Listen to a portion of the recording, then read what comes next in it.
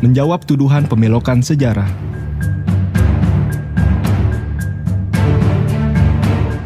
Jagadmaya dihebohkan dengan isu pembelokan sejarah kemerdekaan Indonesia yang katanya dilakukan oleh Sadah Alauiyin, keturunan Hadramaut, Yaman.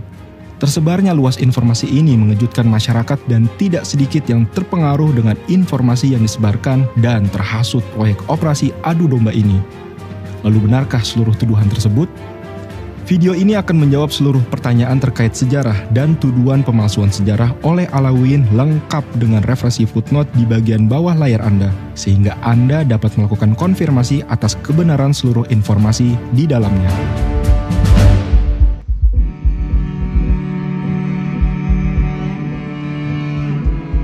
Isu anti-Arab atau anti-keturunan Yaman ini diawali dengan narasi bahwa Ba'alawi dan Masya'ih yang berasal dari Hadramaut Yaman didatangkan oleh Belanda untuk membantu mereka menjajah Nusantara.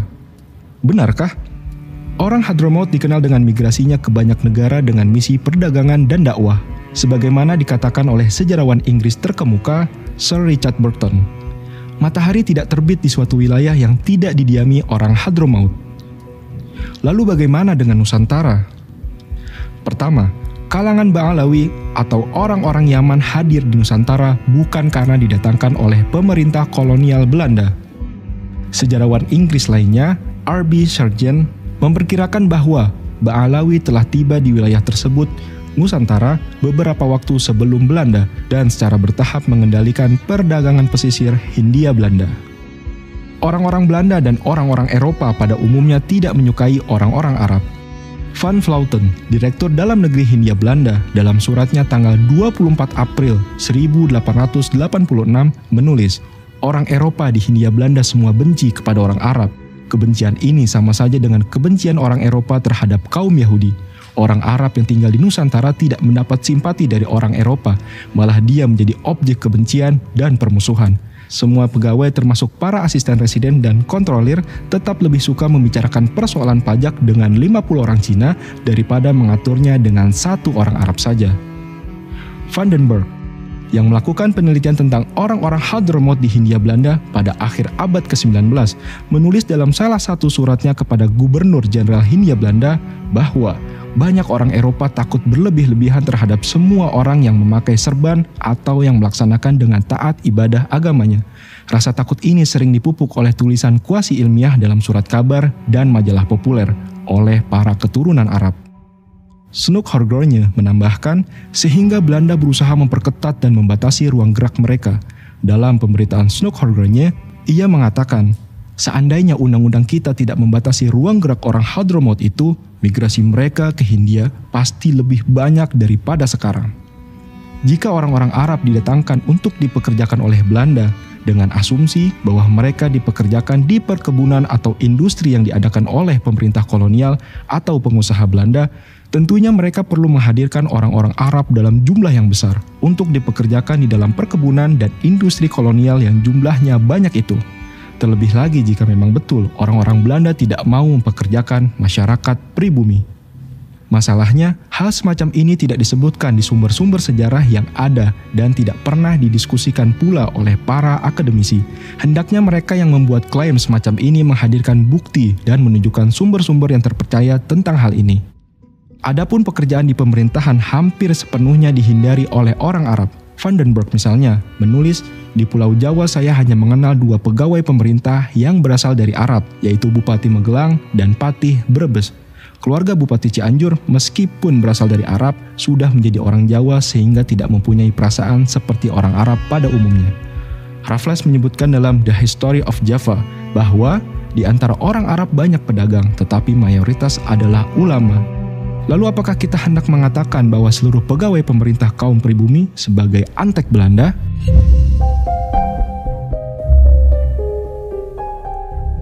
Pada abad ke-19, ketika jumlah orang-orang Arab meningkat di Hindia Belanda, mereka diharuskan tinggal di distrik yang terpisah di kota-kota besar, dan mereka harus memohon surat jalan untuk bepergian.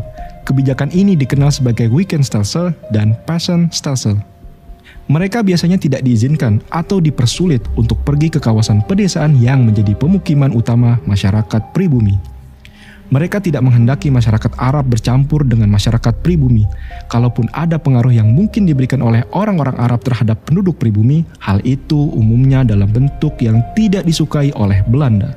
Karena itulah pada tahun 1904, Snoeck-Horgogne menulis, "Hendaknya jangan dikira bahwa pembatasan pusat perdagangan dan beberapa kota dengan kampung yang khusus dapat menghalangi segala keburukan. Justru di tempat-tempat itulah ditemukan orang pribumi biasa yang lebih terpelajar berasal dari segala daerah. Dan dari situlah pengaruh Arab lebih berbisa pada kalangan luas daripada keadaan lain. Andaikan belum ada orang Arab yang bermukim di Nusantara ini, maka menjadi kewajiban pemerintah untuk menolak mereka." Benarkah statement bahwa Ba'alawi tidak pernah ikut berjuang di dalam kemerdekaan? Era kebangkitan di awal abad ke-20.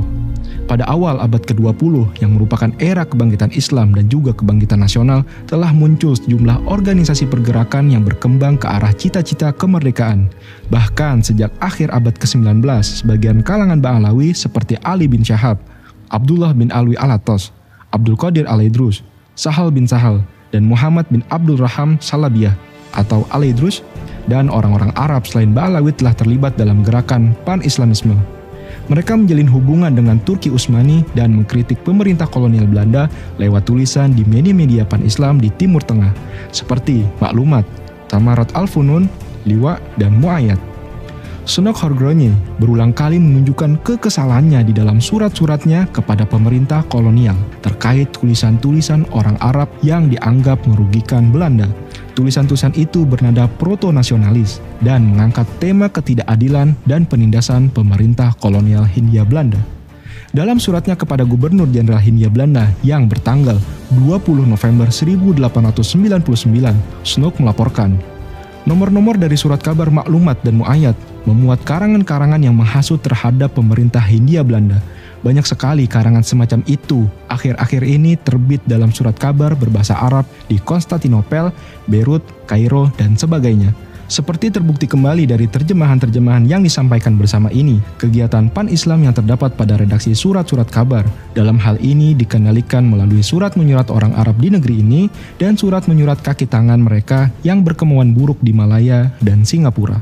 Wartawan-wartawan yang melihat betapa bersemangat orang membuat berita-berita tentang mereka dan menganggap berita-berita itu benar tanpa penyelidikan atau kritik, terus memberikan gambaran tentang pemerintah, daerah jajahan dengan cara yang sangat menimbulkan rasa kebencian.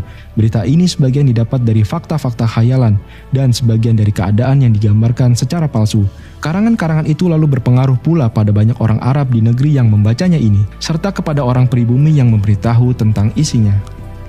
Terlepas dari akurasinya, tulisan-tulisan tersebut jelas mengganggu pemerintah kolonial Belanda dan berusaha membangun keadaan masyarakat di negeri jajahan tentang keadaan mereka yang tertindas.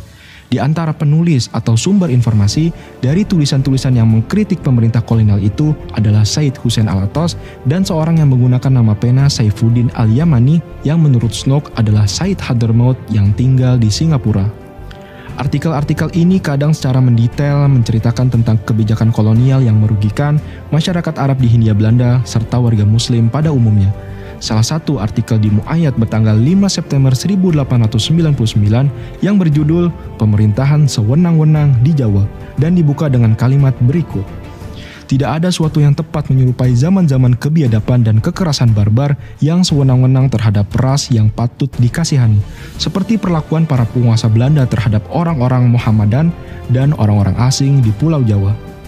Tokoh-tokoh Ba'alawi dan orang-orang Arab selain Ba'alawi atau Masyaikh mendirikan organisasi Islam modern pertama di Indonesia, yaitu Jamiat Khair pada tahun 1901.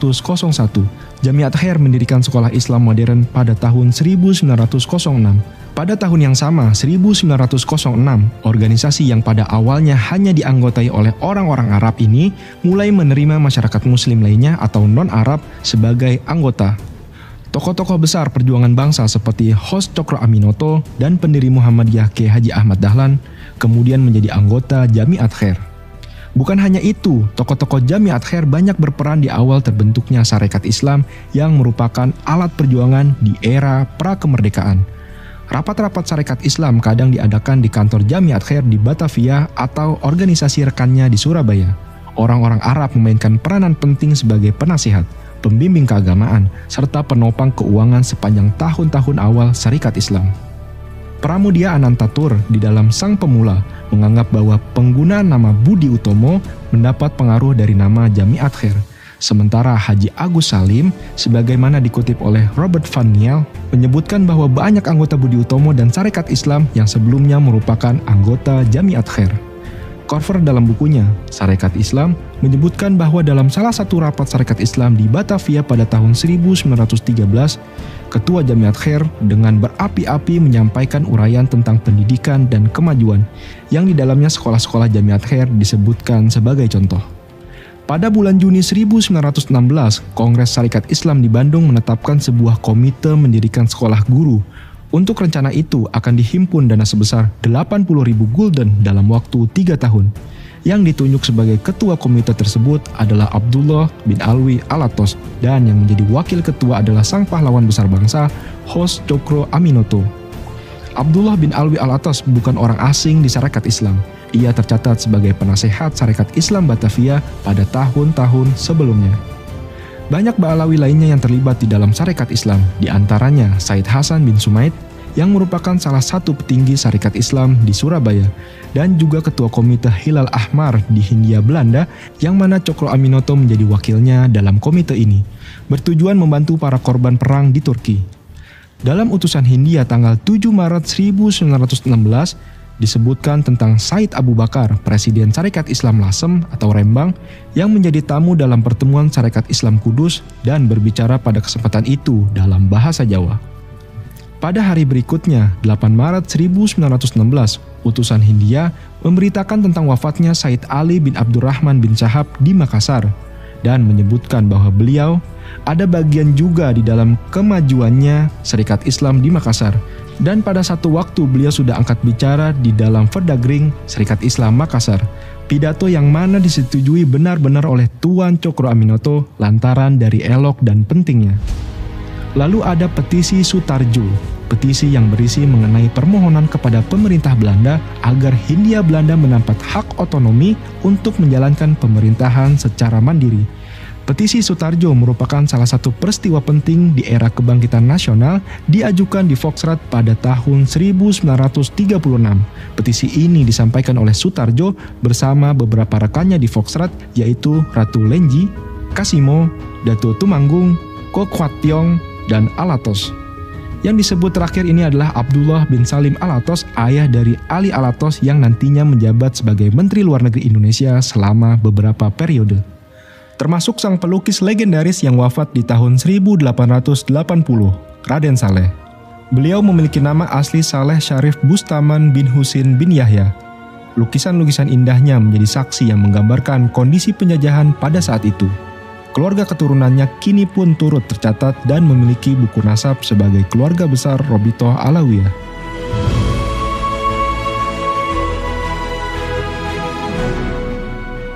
Era kemerdekaan. Lalu bagaimana peran habaib di era kemerdekaan? Jangan pernah mengatakan Alawiyin keturunan Yaman tidak turut berperan dalam kemerdekaan hingga engkau mengenal sosok Muhammad Asad Shahab. 15 hari pasca kemerdekaan Republik Indonesia, tepatnya tanggal 2 September 1945, Arabian Press Board atau APB resmi didirikan atas ide dari Muhammad Asad Shahab bersama kakaknya Zia Shahab dan Hussein Al-Habsyi. Wartawan, sejarawan, serta penulis ternama Solihin Salam yang menulis lebih dari 64 buku biografi tokoh nasional mengatakan, sesudah diproklamasikan kemerdekaan Indonesia pada 17 Agustus 1945 oleh Soekarno dan Hatta, praktis kita belum memiliki media massa yang mendukung proklamasi kemerdekaan dan ikut mempertahankan kedaulatan negara Republik Indonesia. Kantor berita APB sengaja menggunakan nama Arabian Press Board untuk menarik perhatian dunia Islam serta Timur Tengah, sekaligus mengelabui pihak sekutu dan Belanda dengan menggunakan kata Arabian. Mereka pasti berpikir ada kaitan dan hubungan dengan dunia Islam dan Timur Tengah. Apabila mereka hendak bertindak keras, pasti berpikir 1000 kali terhadap dampak dan akibatnya nama sekutu dan Belanda di Timur Tengah. Perjuangan Asad Shahab dengan APB-nya tidak sia-sia. Berita kemerdekaan Indonesia tersebar luas di Timur Tengah dan sekitarnya hingga berujung pengakuan kedaulatan Indonesia dari berbagai negara Arab. Wakil Presiden Republik Indonesia Muhammad Hatta dalam sambutan buku Diplomasi Revolusi Indonesia di Luar Negeri mengatakan kemenangan diplomasi Indonesia yang dimulai dari Kairo karena pengakuan Mesir dan negara-negara Arab lainnya terhadap Indonesia sebagai negara yang merdeka dan berdaulat penuh. Segala jalan tertutup bagi Belanda untuk surut kembali atau memungkiri janji, sebagaimana selalu dilakukannya di masa-masa yang lampau. Jenderal A.H. Nasution juga memberikan kata pengantar pada buku yang sama. Karena itu tercatatlah negara-negara Arab yang paling dahulu mengakui Republik Indonesia dan paling dahulu mengirim misi diplomatiknya ke Yogyakarta dan yang paling dahulu memberikan bantuan biaya bagi diplomat-diplomat Indonesia di luar negeri, Mesir, Suriah, Irak, Aljazair, Tunisia, Arab Saudi, Yaman, memelopori pengakuan de jure Republik Indonesia bersama Afghanistan, Iran, dan Turki mendukung Republik Indonesia. Fakta-fakta ini merupakan hasil perjuangan diplomat-diplomat revolusi kita dan simpati terhadap Republik Indonesia yang tetap luas di negara-negara Timur Tengah merupakan modal perjuangan kita seterusnya. Atas jasanya, begitu banyak tokoh dan sejarawan yang menuliskan tinta emas atas perjuangan Asad Shahab. Rosihan Anwar, motivasinya sederhana, mau berjuang menegakkan Republik Indonesia dan mempertahankan kemerdekaan bangsa Indonesia yang telah diproklamasikan. Sudarpo Sastro Satomo, Saudara Shahab adalah seorang eksponen yang mempunyai peran dalam sejarah perjuangan kemerdekaan kita yang pantas kita peringati. M. Yusuf Ronodipuro, sebagai seorang pejuang, beliau tidak mengharapkan penghargaan, ketulusan hatinya untuk menyumbangkan jasa-jasanya bagi kepentingan perjuangan kemerdekaan bangsa, baginya itu sudah suatu penghargaan. Solihin Salam, untuk itu kita patut menyampaikan apresiasi dan penghargaan yang tinggi. Kita percaya bahwa nama APB tercatat dalam lembaran sejarah Republik Indonesia. Prof. Dawam Raharjo, M. Asad Shahab selayaknya diingat dan dihargai sebagai salah seorang bapak pendiri bangsa, the founding father negara Republik Indonesia. Insinyur Soekarno, aku menghargai keberanian dan tata keramanya.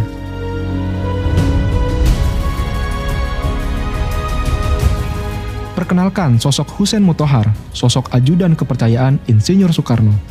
Hussein Muthohar merupakan sosok penting terkait dengan kemerdekaan. Sebagaimana ditulis oleh media Kompas, Hussein Muthohar bernama asli Habib Muhammad bin Hussein Al-Muthohar, merupakan seorang pejuang kemerdekaan. Ia tidak hanya dikenal masyarakat Indonesia sebagai komponis, melainkan juga Bapak Paskibraka Indonesia. Beliau berkarir di Angkatan Laut Republik Indonesia dan di awal kemerdekaan menjalani tugas sebagai Sekretaris Panglima Angkatan Laut Muhammad Nazir. Beliau diajak menyertainya bertemu Presiden Soekarno di Yogyakarta. Tak lama setelah pertempuran 5 hari di Semarang, Jawa Tengah Oktober 1945, Bung Karno kemudian mengambilnya sebagai ajudan dan menaikkan pangkatnya menjadi mayor. Pada 19 Desember 1948, Belanda melancarkan agresinya yang kedua. Presiden, wakil presiden, dan beberapa pejabat tinggi Indonesia akhirnya ditawan Belanda. Namun ketika Gedung Agung Yogyakarta yang dijadikan istana presiden dikepung oleh Belanda, Soekarno sempat memanggil Hussein Muthohar. Dalam pertemuannya dengan Muthohar, ada hal penting yang disampaikan oleh Soekarno seperti yang dituturkan oleh Cindy Adam. Apa yang terjadi terhadap diriku? Aku sendiri tidak tahu. Dengan ini, aku memberikan tugas kepadamu pribadi. Dalam keadaan apapun juga, aku memerintahkan kepadamu untuk menjaga bendera kita dengan nyawamu. Ini tidak boleh jatuh ke tangan musuh. Di satu waktu, jika Tuhan mengizinkannya, engkau mengembalikannya kepadaku sendiri, dan tidak kepada siapapun kecuali kepada orang yang menggantikanku sekiranya umurku pendek. Andai kata engkau gugur dalam menyelamatkan bendera ini, percayakanlah tugasmu kepada orang lain, dan dia harus menyerahkan ke tanganku sendiri sebagaimana engkau mengerjakannya. Bagaimana mungkin mempertanyakan nasionalisme Ba'alawi ketika lirik Hari Merdeka yang dikarang oleh Hussein Muthohar justru berkata, sekali merdeka, tetap merdeka, selama hayat masih dikandung badan. Kita tetap sedia mempertahankan Indonesia. Kita tetap sedia membela negara kita.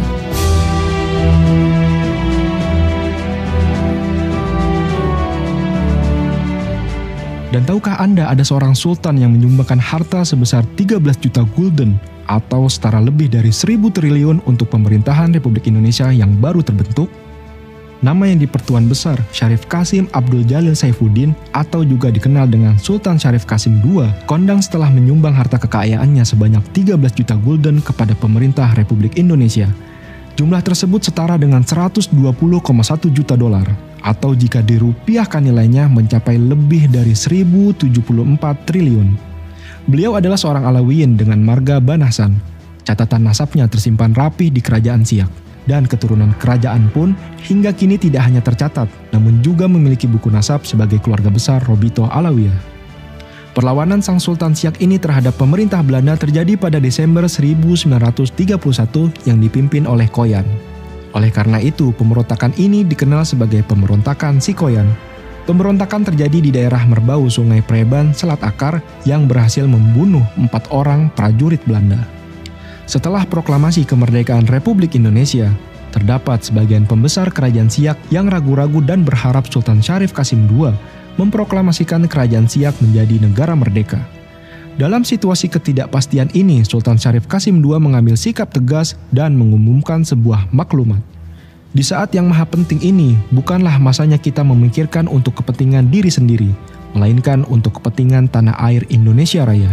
Oleh sebab itu, dengan hati yang suci bersih, saya sudi meletakkan hak dan kekuasaan saya dengan sepenuhnya merdeka. Atas jasa-jasanya bagi Indonesia, Sultan Syarif Qasim II pun dinobatkan sebagai pahlawan nasional Republik Indonesia berdasarkan Kepres nomor 109 tahun 1998.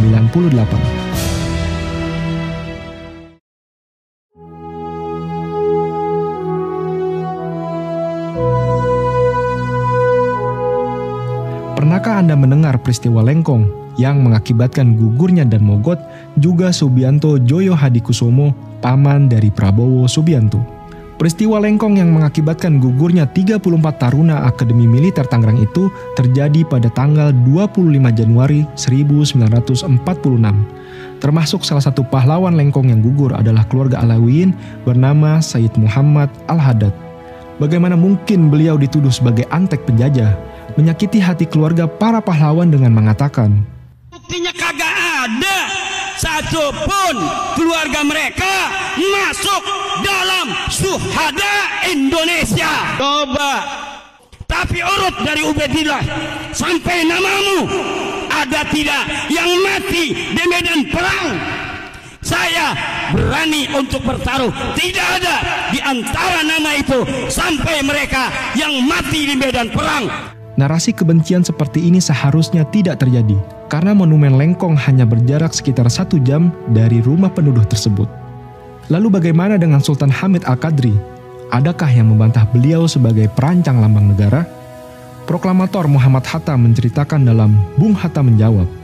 Patut pula ditambahkan sebagai catatan bahwa lambang dengan tulisan yang mempunyai arti yang demikian mendalam itu dipadukan menjadi seperti sekarang ini dengan melalui sayembara waktu Republik Indonesia Serikat dulu dan dilaksanakan oleh Menteri Priyono.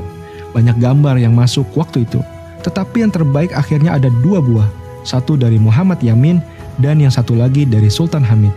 Yang diterima oleh pemerintah dan DPR adalah dari Sultan Hamid, yakni seperti sekarang ini.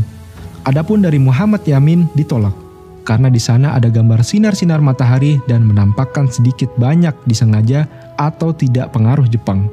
Saya berpendapat bahwa apa yang ada sekarang itu, seperti uraian saya tadi, sudah tepat dan bernilai abadi bagi kehidupan negara dan bangsa Indonesia. Memang benar bahwa terdapat ide Bung Karno untuk merevisi jambul juga kaki sang Garuda, Sultan Hamid II dalam transkripnya kepada Solihin Salam, 15 April 1967. Saya meminta bantuan Rul Junior untuk membuat sketsa dari lambang negara yang saya buat dengan membawa potret lukisan lambang negara yang dilukis oleh Dullah. Karena lukisan Dullah yang gambar rancangannya semula cengkraman kakinya menghadap ke belakang telah diserahkan kepada Kementerian Penerangan Republik Indonesia Serikat yang ketika itu masih berada di Yogyakarta. Kemudian dimintakan kepada saya oleh Paduka Yang Mulia Presiden Soekarno untuk tidak disebarkan dahulu ke pelosok negara RIS. Setelah itu, sketsa transkrip atau outward yang dilukis oleh Rul Junior, saya ajukan kembali ke Paduka Yang Mulia Presiden Soekarno. Ternyata beliau langsung mendisposisi sebagai wapen negara. Waktu itu tanggal 20 Maret 1950. Kemudian beliau memerintahkan untuk memanggil Dullah sang pelukis istana atau pelukis kesayangan Bung Karno untuk melukis kembali berdasarkan sketsa perbaikan dari Rul tersebut. Walaupun ketika itu kita harus merugi beberapa ribu rupiah lagi untuk membayar pelukis Dullah.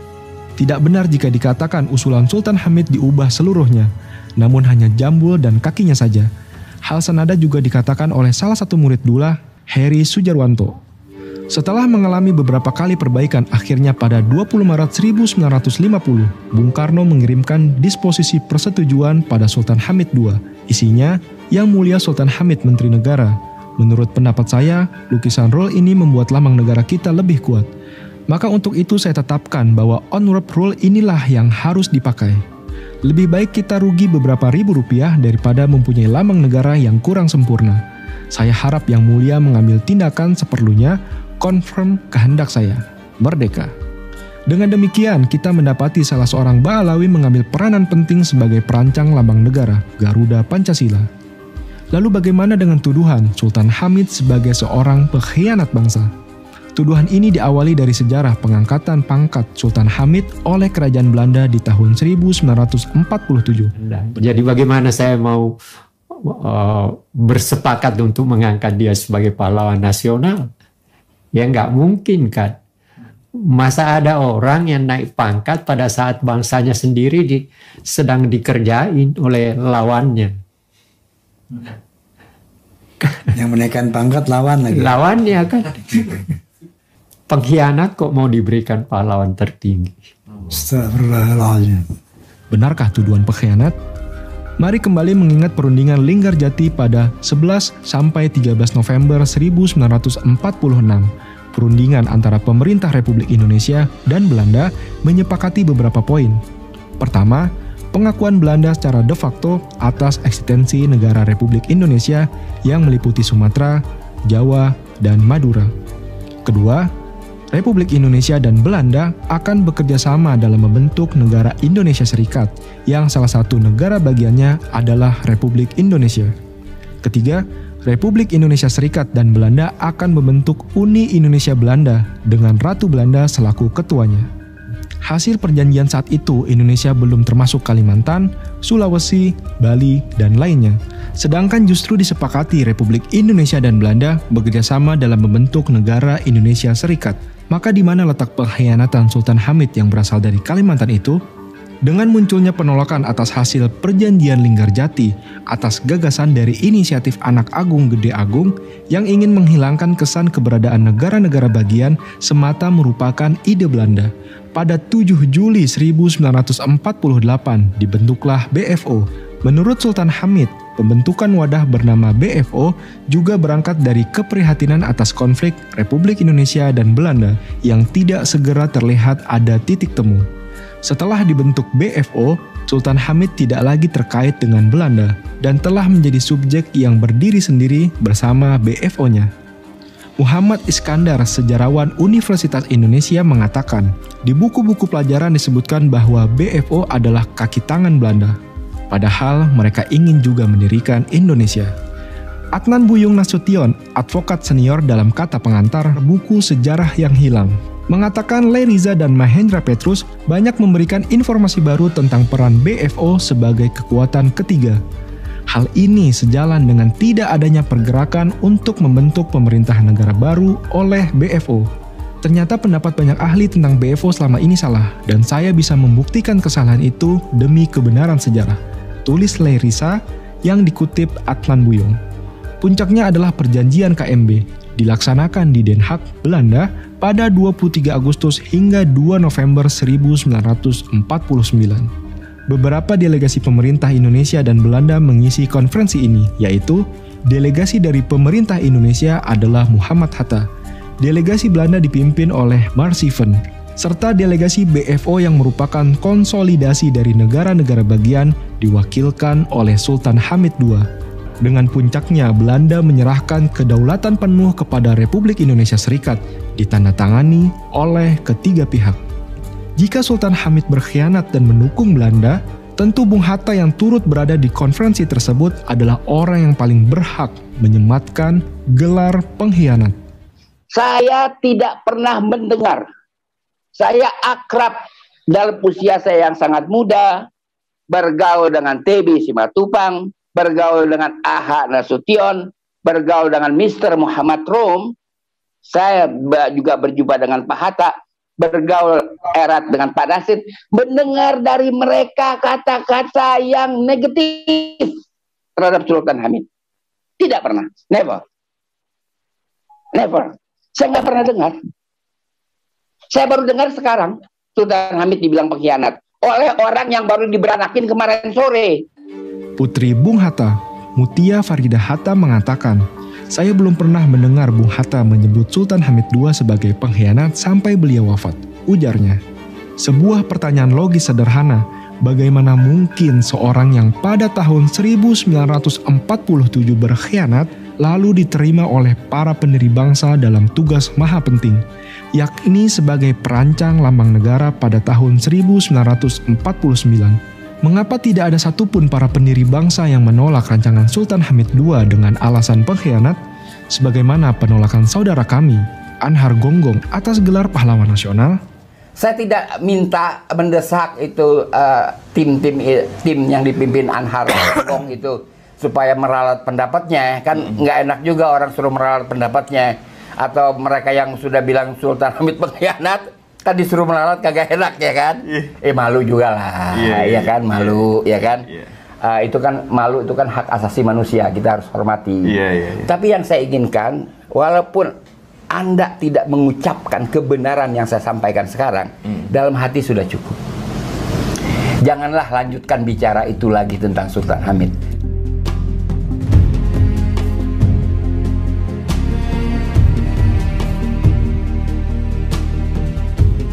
Said Utsman bin Yahya, Mufti Betawi.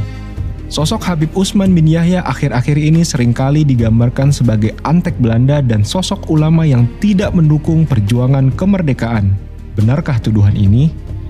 Said Utsman hidup di era ketika perjuangan nasionalis ke arah kemerdekaan dapat dikatakan belum muncul dan berkembang. Bagi Said Utsman sendiri, perjuangan yang beliau lakukan terutama adalah perjuangan keilmuan. Terlepas dari kedekatan beliau dengan pemerintah Hindia Belanda, beliau memainkan peran penting dalam jaringan keilmuan Islam. Aziu Mardi Azra, mantan Ketua Dewan Pers dan Rektor UIN Syarif Hidayatullah mengatakan, Habib Utsman mengambil ilmu dari sejumlah ulama di Timur Tengah, antara lain Said Ahmad Zaini Dahlan, Mufti Mazhab Syafi'i di Mekah. Sepulangnya ke Batavia, ia mengajar di Masjid Pekojan atas sokongan Syekh Abdul Ghani Bima. Beberapa muridnya seperti Said Ali Al-Habsyi Kuitang dan Guru Mukni di kemudian hari menjadi ulama penting di Batavia atau Jakarta.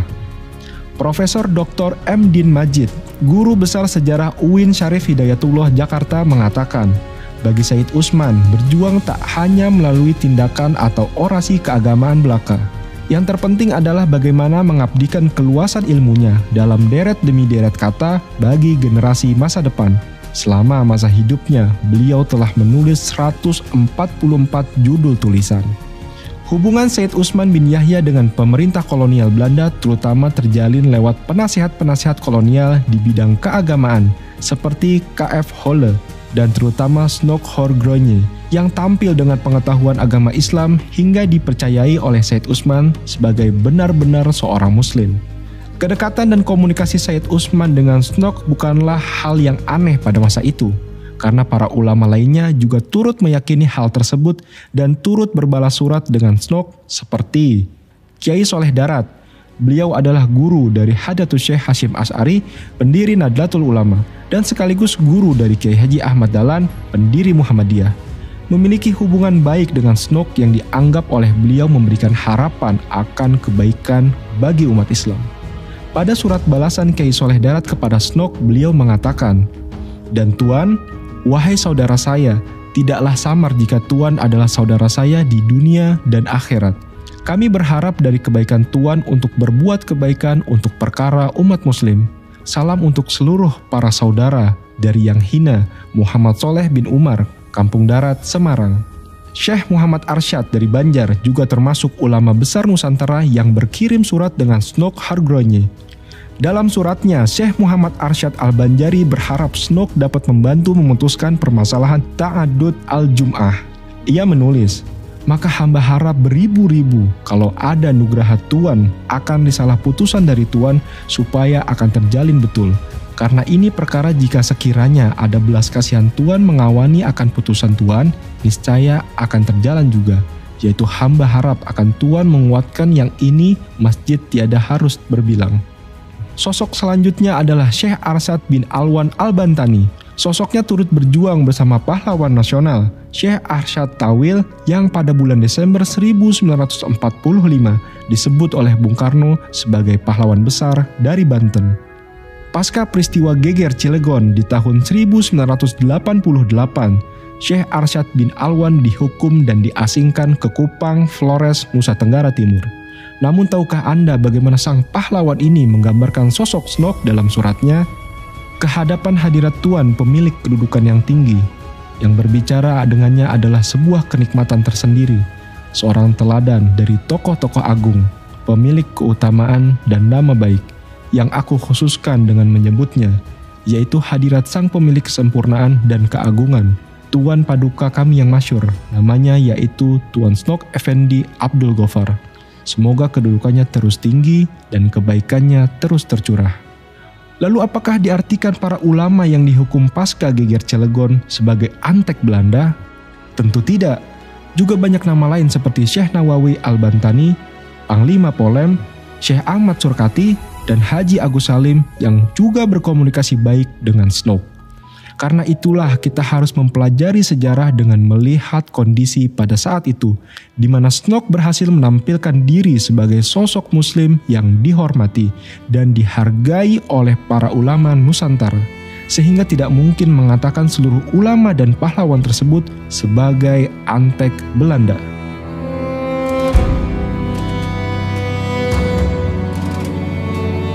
Ahmad Athoillah mengatakan, dalam peranannya, Said Usman memiliki dua konsep pemikiran, yaitu pertama, pandangan interaksi sosial di mana seorang muslim tetap dapat hidup berdampingan, saling menghormati dengan non-muslim dengan damai, asalkan terjamin kebebasan dalam pelaksanaan menjalankan ibadah keagamaan. Konsep kedua adalah pandangan struktural sosial tentang sikap hidup dan beribadah di bawah rezim kolonial dengan tetap menghormati dan mematuhi peraturan-peraturan kolonial yang tidak melanggar syariat Islam. Secara jujur, Said Usman memandang bahwa kekuasaan non-muslim terhadap umat Islam adalah keburukan yang tak terelakkan bagi umat Islam. Tetapi ia menolak setiap bentuk perlawanan umat Islam terhadap kolonial dan dirinya tidak pernah akan dapat dibujuk oleh pemerintah kolonial untuk memberi konsesi-konsesi yang berlawanan dengan Islam. Said Usman memiliki ijtihadnya sendiri terkait bagaimana berstrategi dakwah di masa kolonial, karena pada masa itu pemerintah kolonial memiliki ketakutan yang berlebihan terhadap Islam yang akhirnya menyebabkan tekanan pemerintah yang kuat terhadap keagamaan umat Islam. Dengan dasar inilah Said Usman melakukan hubungan kerjasama dalam bentuk menghormati sesama manusia seperti yang dilakukannya dengan non-muslim termasuk pemerintah kolonial. Usulan dan permintaan Said Usman seringkali diterima oleh pemerintah kolonial. Ia berusaha menjamin kerjasama antara masyarakat dan pemerintah selama syarat tidak mencampuri urusan agama. Karya dan jasa beliau menghasilkan munculnya Stadsblad van Nederlands-Indië nomor 152 Pristeraden tahun 1882, maka disimpulkan bahwa setiap keputusan terhadap masalah di pengadilan agama harus diputuskan melalui hukum Islam dengan tidak ada campur tangan dari para bupati atau regen atau pejabat lainnya. M. Nopal mengatakan, sikap akomodatif Said Usman terhadap kebijakan pemerintah Hindia Belanda, terutama dalam masalah politik, juga dilakukan dalam kapasitasnya sebagai mufti dan ulama yang berkewajiban menjaga keselamatan masyarakat dari ghurur atau tipu daya.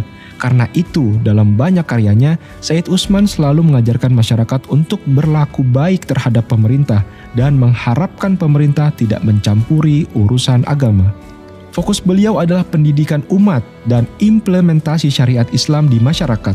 Namun ijtihad dan strategi beliau ini bukannya tanpa kritik terhadap pandangan sebagian Ba'alawi dan orang Arab lainnya di pan-Islamisme yang memiliki strategi berbeda. Said Usman kemudian sering mendapat kritik tertulis dari orang Arab melalui sindiran-sindiran di majalah pan-Islamisme. Benarkah Mufti Betawi menentang jihad kemerdekaan dan tidak mendukung perjuangan? Adapun kritiknya terhadap jihad pemberontakan petani di Banten pada tahun 1888 yang digerakkan oleh para anggota tarekat, perlu diketahui status beliau sebagai mufti adalah berusaha mengukur dengan terpenuhi atau tidaknya syarat-syarat jihad tersebut. Dalam hal ini beliau menilai geger Cilegon tidak terpenuhi syarat jihadnya secara fikih. Tentu hal ini menghadirkan perbedaan pendapat, sebagaimana perlawanan di Cilegon tersebut juga dipandang sebagai perlawanan heroik dalam sejarah bangsa. Namun Said Usman memiliki pandangan dan caranya sendiri dalam mendukung perjuangan. Ia mendukung seluruh upaya mencerdaskan bangsa dan membuka wawasan masyarakat. Beliau mendukung penuh pembentukan Jamiat Khair dengan mengatakan kepada para pendirinya, bahwasanya saudara kami para pendiri Jamiat Khair telah membuat suatu perbuatan yang sebaik-baiknya perbuatan yang untuk memperbaiki keadaan, dan ini bentuk wujud kepedulian mereka dalam mengembangkan dan menghasilkan ilmu-ilmu syariat Nabi Muhammad SAW dengan membangun madrasah yang bernama Jamiatul Khair.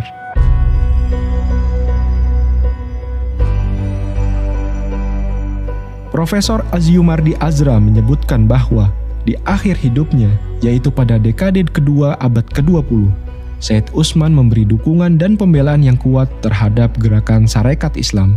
Walaupun gerakan ini pada tingkat tertentu telah memberi tantangan terhadap status quo pemerintah kolonial. Bagaimana mungkin orang yang dikatakan antek penjajah justru mendukung Sarekat Islam yang memberi tantangan status quo pemerintah kolonial?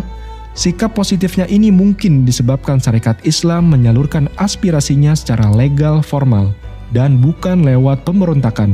Setidaknya Said Usman menulis 2 risalah untuk membela Sarekat Islam, yaitu Sinar Isterlam pada menyatakan kebenaran Sarekat Islam dan Selampai Tersulam pada menyatakan kebajikan Syarikat Islam. Pembelaannya terhadap Sarekat Islam ini dapat dilihat sebagai dukungan Said Usman terhadap perjuangan awal masyarakat Indonesia yang nantinya mengarah pada kemerdekaan. Akhirnya, kita perlu meletakkan Said Usman pada timbangan yang adil. Kalau beliau dikritik karena kedekatannya dengan pemerintah kolonial, beliau juga memiliki jasa yang besar dalam penyebaran ilmu agama Islam, menghentikan campur tangan Belanda terhadap kehidupan beragama, dan beliau juga memberikan sokongan terhadap gerakan pencerdasan umat seperti Sarekat Islam yang merupakan organisasi pergerakan penting di awal era kebangkitan nasional. Ia wafat sebelum proklamasi kemerdekaan di tahun 1913. Ada pejuang yang angkat senjata, ada yang lewat pendidikan, juga ada yang lewat aspirasi legal formal. Lalu bagaimana dengan Said Usman mendoakan Ratu Belanda? Said Usman bin Yahya menjawab dalam kitabnya Menutup Pintu Fitnah dan Pengucilan bahwa terdapat perbedaan antara sikap ramah yang dilarang atau mudahanah dan yang diperbolehkan mudoroh al-jaizah, di mana ucapan doa itu dapat memberikan kemaslahatan penduduk muslim, dan argumen sikap beliau ini beliau tuangkan dalam kitabnya Membuka Pintu bagi Penyempurnaan Pikiran yang Baik, yang dimana tulisan-tulisan beliau diperlihatkan ke Said Ahmad Zaini Dahlan, guru beliau, Mufti Syafi'i di Mekah. Dan beliau turut dibela oleh seorang kiai besar Betawi lainnya, Kiai Marzuki, tokoh besar Nahdlatul Ulama Betawi yang menulis kitab untuk membela Said Usman.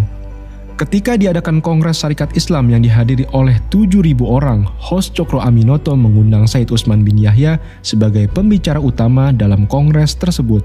Mungkinkah guru besar bangsa host Cokro Aminoto mengundang antek penjajah menjadi pembicara utama di dalam kongres organisasi yang bahkan belum mendapatkan pengakuan pemerintah kolonial?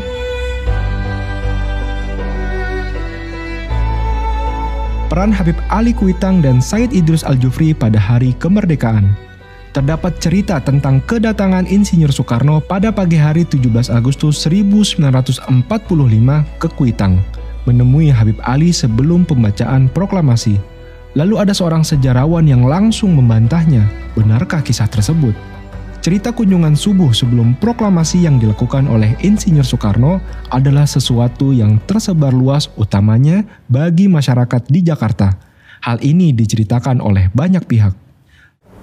Terkait kedekatan Habib Ali Kuitang dengan Kiai Haji Abdullah Syafi'i, apa yang dikisahkan oleh sang murid Kiai Haji Abdullah Syafi'i tentang kunjungan Insinyur Soekarno di pagi hari pada tanggal 17 Agustus 1945. Ya, jadi Kiai Abdullah Syafi'i pernah cerita datangnya Bung Karno ke Kuitang. Tentu datangnya itu kan ada beberapa pengawal yang menjaganya dan Ki Abdul Syafi'i sebagai murid tentu melayani. Setelah itu ayah mundur. Itu terjadi dialog yang mungkin orang lain nggak pernah ada yang tahu. Kayak apa bahasa dialognya. Tapi ayah menganggap itu sebuah silaturahmi dari seorang pejabat ke tokoh agama di Jakarta yang memang barometer. Jadi Ki Abdul Syafi'i mengisahkan seperti itu. Dan Abdul Syafi'i sebagai murid tetap menjauh dengan gurunya, tetap menghormati gurunya karena ada tamu yang memang tamu khusus yang nggak sembarang orang untuk bergerombol kumpul. Jadi itulah, karena ini privasi sekali. Artinya Habib Ali dikunjungi oleh Bung Karno. Nah itu kisahnya ayah pernah menceritakan seperti itu. Termasuk salah satunya adalah ulama karismatik terkemuka Betawi, Kiai Haji Abdullah Syafi'i, yang dianugerahi bintang Mahaputra Pratama atas jasa-jasanya bagi bangsa. Kiai Haji Abdullah Syafi'i selaku saksi mata pertemuan tersebut juga menyampaikan kisah ini dalam orasi-orasinya di masa lampau dan menjadi kepercayaan masyarakat terutama di Jakarta. Tidak ada yang tahu persis apa isi pertemuan tersebut. Ustadz Salim bin Mahmud Bahven dalam wawancara tahun 1998 menceritakan, pada tanggal 17 Agustus 1945, Habib Ali menceritakan bahwa tadi subuh dirinya didatangi Soekarno yang memberitahu bahwa tidak lama lagi akan mengumumkan kemerdekaan Indonesia dan memohon doa restu. Memang benar bahwa baik Insinyur Soekarno maupun Habib Ali Kuitang tidak tercatat pernah menceritakan detail isi pertemuan. Sehingga tidak mudah bagi sejarawan saat ini memberikan konfirmasi atas hal tersebut. Namun sejarah yang belum ditulis lalu ternyata memiliki banyak saksi terpercaya, juga tidak mudah untuk bergegas dinafikan. Dan benarkah bahwa Said Idrus Al-Jufri atau Guru Tua adalah penentu warna merah putih? Guru Tua adalah sosok besar di kawasan Indonesia Timur yang mendirikan ribuan sekolah. Pengaruhnya yang besar di Indonesia Timur menjadikan beliau rujukan dan panutan utama, apalagi pada masa-masa penting seperti proklamasi. Dan masyarakat pun mengajukan namanya untuk menjadi pahlawan nasional. Menjadi pahlawan nasional terus dilakukan. Karena beliau itu adalah aset negeri ini, bukan asetnya orang Arab lagi.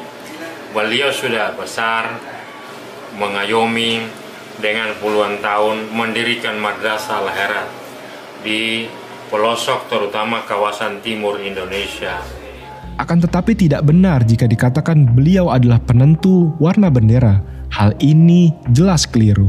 Namun kesaksian masyarakat, beliau dengan jaringan besarnya di wilayah timur menyebarluaskan berita proklamasi dan mengumumkan warna bendera kepada masyarakat di sana melalui syair, yakni merah dan putih.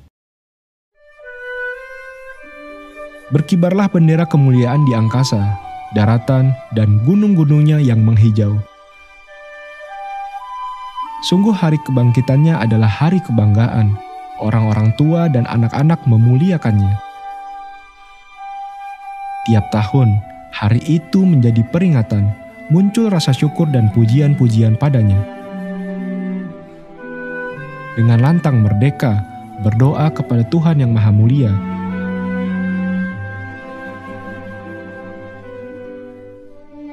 karena cita-cita telah tercapai dan hilanglah segala masalah. Tiap bangsa memiliki simbol kemuliaan, dan simbol kemuliaan kami adalah merah putih.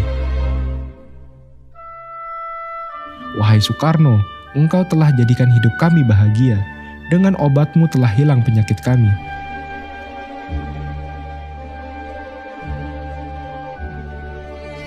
Wahai Presiden yang penuh berkah, untuk kami hari ini, engkau laksana obat bagi masyarakat. Engkau ungguli dengan tulisan dan politikmu, hingga datang berita akan kemenangan.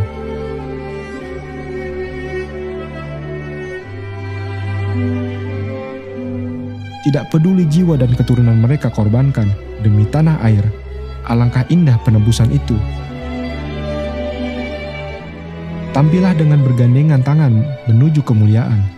70 juta rakyat dan para pemimpin akan bersamamu. Pasti kau dapati kepercayaan dari rakyat. Mereka akan patuh akan ucapan para pemimpin. Makmurlah negeri ini dengan pembangunan mental dan spiritual. Buktikan pada rakyat akan kemampuanmu. Semoga Allah senantiasa membantu kekuasaanmu dan mencegahmu dari semua kejahatan yang dirancang para musuh.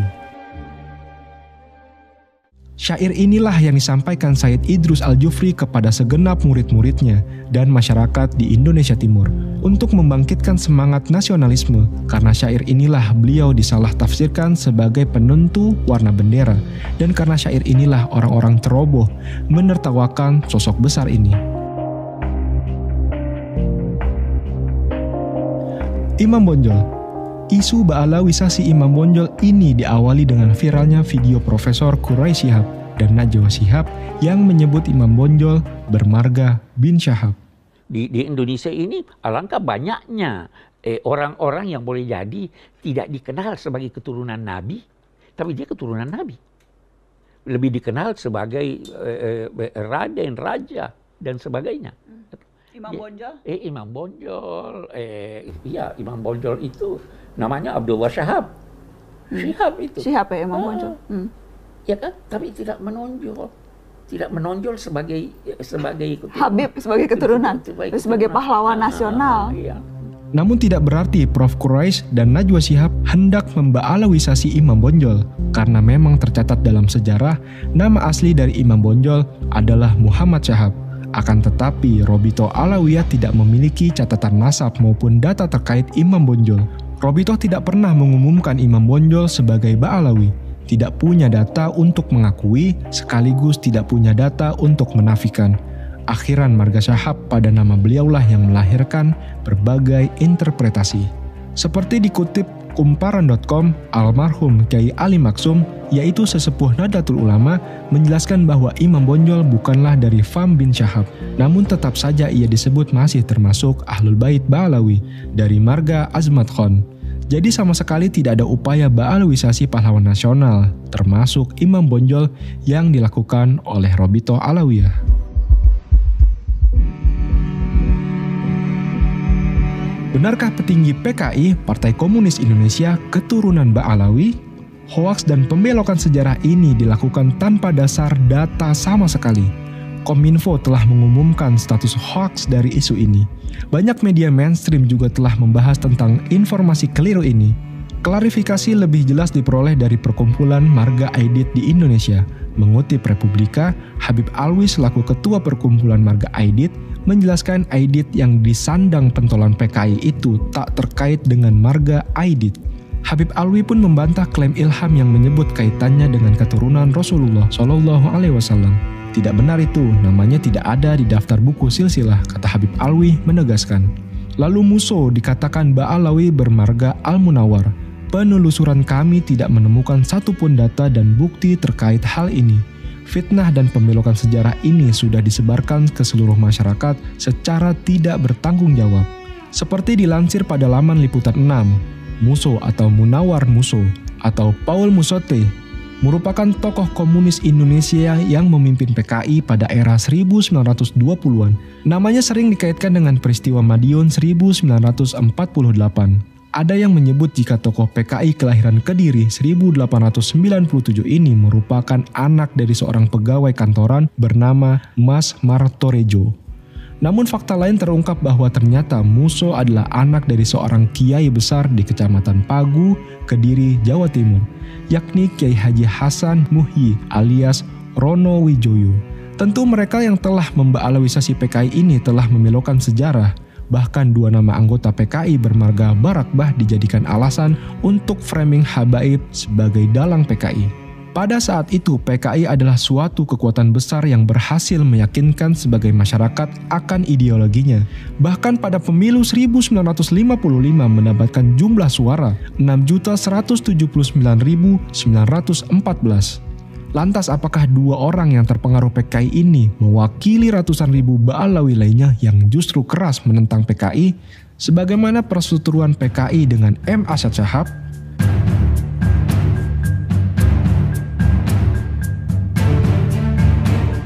Makam palsu, Ba'alawisasi di Ponorogo, Ba'alawisasi Wali Songo. Kita harus jernih dalam menilai perkara ini. Pertama, jika ada makam yang diba'alawikan namun faktanya nama tersebut tidak tercatat di Robitoh Alawiyah, maka hal itu justru sangat merugikan Robitoh Alawiyah. Hal ini banyak dilakukan oleh orang yang berusaha mendapatkan status nasab Ba'alawi, namun ditolak oleh Robito Alawiyah, lalu mengambil jalan merubah makam leluhurnya menggunakan marga Ba'alawi, seperti yang terjadi di makam Raden Mas Ali di Powongso yang diberi marga Ba'abud, diduga oleh seorang bernama Sohibul Faroji dari Nakobah Al-Azamat Khan yang mengaku Ba'alawi dan turut memba'alawikan banyak orang melalui lembaga nasabnya sendiri. Serta diduga ada banyak makam-makam dan tokoh yang diba'alawikan oleh orang ini dan teman-temannya.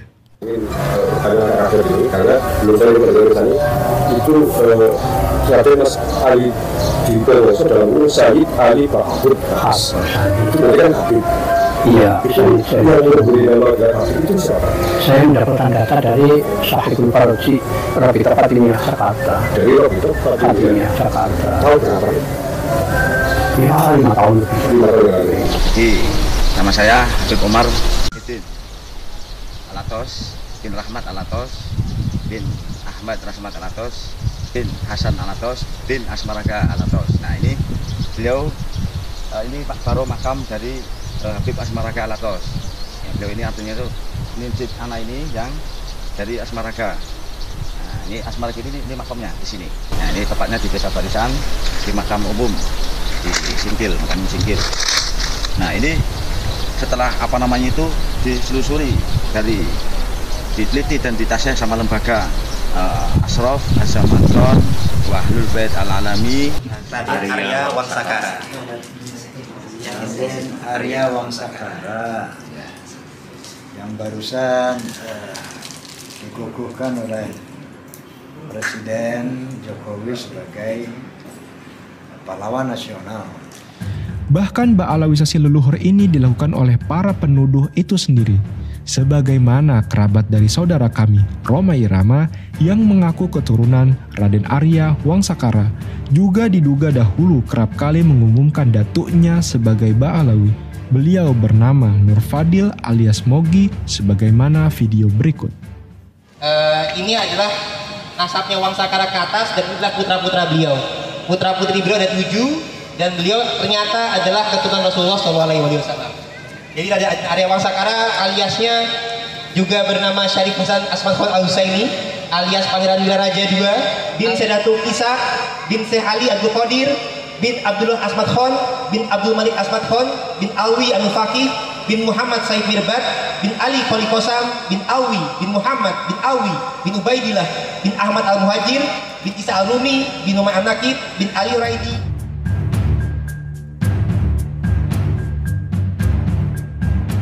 Atau video viral makam Sunan Bonang yang disebut ditambah-tambahi makam palsu Ba'alawi di sekitarnya. Ternyata area tersebut adalah tempat pemakaman umum, bukan khusus sebagaimana video berikut. Makam Sunan Bonang di ring 1. Sunan Bonang di ring 1-nya dideri-derin oleh Ba'alawi. Itu dari mana zaman Sunan Bonang udah ada Ba'alawi? Dekat selama dibilang palsu. Jadi itu maksudnya itu lisan bukan habaib, terus nanti ditulis habaib. Itu ada enggak seperti itu? Enggak ada. Ya semua apa adanya situ.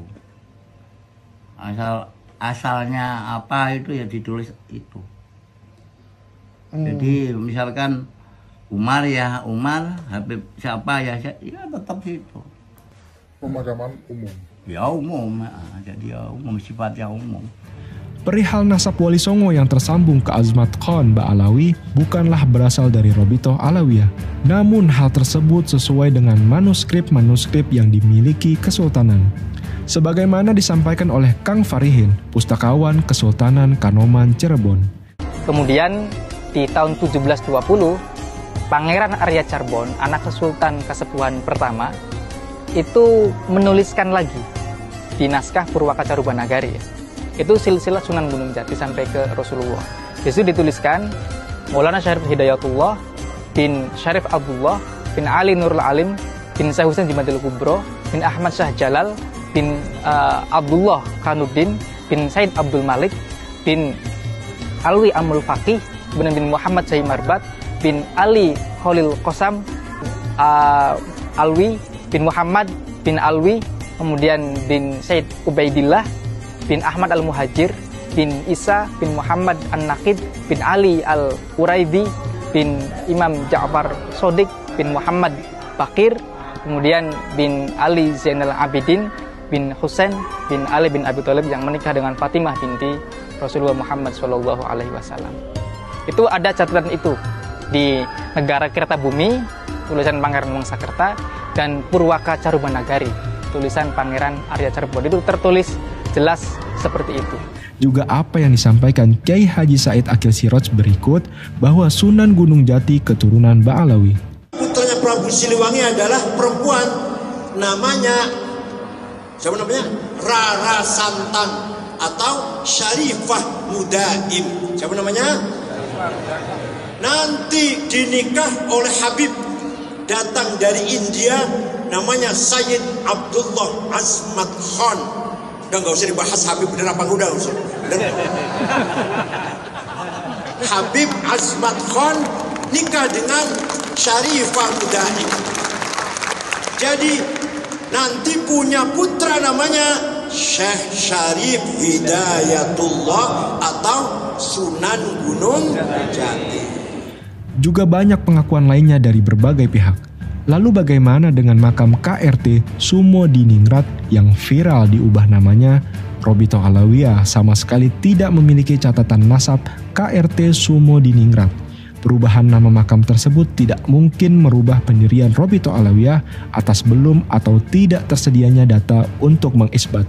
Termasuk makam Pangeran Diponegoro, Robito Alawiyah tidak memiliki data apapun terkait nasab beliau, apalagi disambungkan ke Ba'alawi. Kami berharap pemerintah segera menunjuk pihak otoritatif yang berwenang untuk melakukan penelitian juga penyidikan terhadap seluruh kasus perubahan nama makam tersebut, siapapun pelakunya, serta melakukan tindakan hukum jika ditemukan pelanggaran sehingga tidak terjadi hal-hal yang merugikan Ba'alawi di kemudian hari.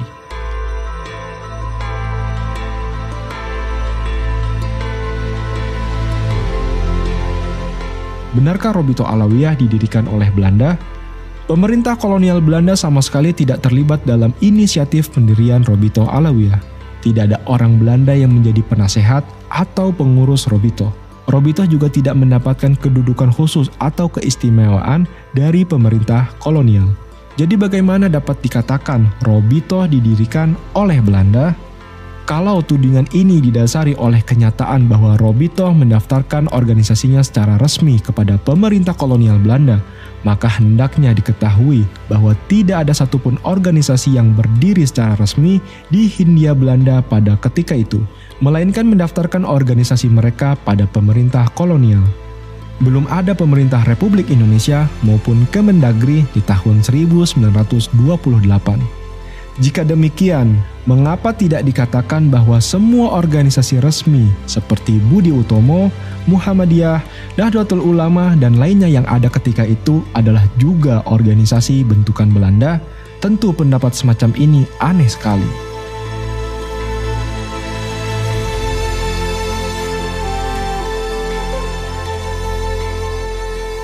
Pendaftaran organisasi ke pemerintah hanyalah persoalan legal formal semata. Hal itu tidak bermakna pemerintah ikut campur dalam urusan internal atau berada di belakang sepak terjang organisasi tersebut. Hubungan Robito Alawiyah dengan pemerintah Turki Utsmani, Jong Islamiten Bond atau JIB, dan Sarekat Islam terjalin dengan baik. Para pendiri Robito Alawiyah aktif dalam memberikan bantuan kemanusiaan bagi korban perang di Balkan, Libya, dan Palestina, serta korban bencana di Indonesia melalui organisasi Bulan Sabit Merah. Berita di majalah Robito tentang kedatangan host Cokro Aminoto di kantor Robito meminta sokongan Robito untuk menerbitkan buku Sirah Nabi yang beliau tulis, dan Robito setuju untuk membantu penerbitannya setelah naskah tersebut dibaca dan disetujui oleh Said Alwi bin Thohir Al-Haddad. Apakah mungkin tokoh seperti Cokro Aminoto rela mendapat sokongan dari Robito sekiranya organisasi ini merupakan bentukan Belanda dan bekerja untuk kepentingan Belanda? Jong Islamiten Bond atau JIB mengirimkan ucapan bela sungkawa saat mendengar kabar wafatnya Muhammad bin Sahab, ketua Robito Alawiyah, pada bulan Oktober 1930. Ketika JIB mengadakan muktamar pada tanggal 25 Desember 1930, pendiri Robito Alawiyah Habib Alwi bin Thohir Al-Haddad ikut diundang untuk memberikan ceramah pada pembukaan kegiatan tersebut.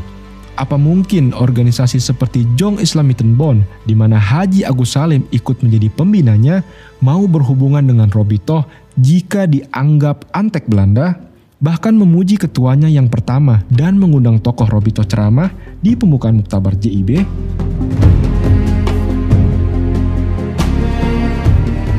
Sebagai penutup, perilaku oknum Ba'alawi yang memprovokasi masyarakat dengan mengatakan Wali Songo yang berjalur Azmat Khan tidak punya keturunan, satu Habib lebih mulia dari sekian kiai, menantang duel banyak pihak, bergaya hidup mewah, dan jauh dari akhlak juga gaya hidup ulama Ba'alawi, maka tokoh-tokoh Robito Alawiyah sudah memberikan teguran. Menjawab segala syubhatnya dengan tegas lewat video resmi Humas DPP Robito Alawiyah, dan Robito tidak memiliki hak apapun untuk menghukum seseorang, di samping yang bersangkutan bukanlah pengurus organisasi dan tidak pernah terlibat dalam kegiatan organisasi. Robito Alawiyah juga wajib menghormati hukum yang berlaku dalam kapasitasnya. Robito Alawiyah tidak pernah ikut campur, terlibat, maupun memberikan bantuan hukum kepada sang oknum selama ia terkena kasus hukum. Robito Alawiyah tidak berkenan dikaitkan atas perilaku oknum yang tidak sejalan dengan Thariqah Alawiyah yang memiliki cara dan jalannya sendiri dan tidak mengikuti nasihat organisasi juga para salaf yang meresahkan masyarakat dan meresahkan keluarga besar Alawiyin, apalagi dituduhkan Robito mengendalikan perilaku oknum tersebut. Setiap ormas yang dibentuk oleh setiap Alawiyin merupakan haknya sebagai warga negara. Memang tidak ada kekuatan hukum yang mengharuskan ia taat pada organisasi Robito Alawiyah. Setiap Alawiyin bebas bergabung dengan ormas manapun yang ia senangi. Dalam perspektif hukum dan status warga negara, Robito akan terus berfokus pada dakwah Al-Ba'alawi, pendidikan dan kegiatan sosial yang sesuai dengan ajaran Al-Quran, As-Sunnah, juga Salafus Saleh. Telah tiba seruan dari Robito Alawiyah, saatnya bersatu. 77 tahun merdeka. Di mana kita sekarang?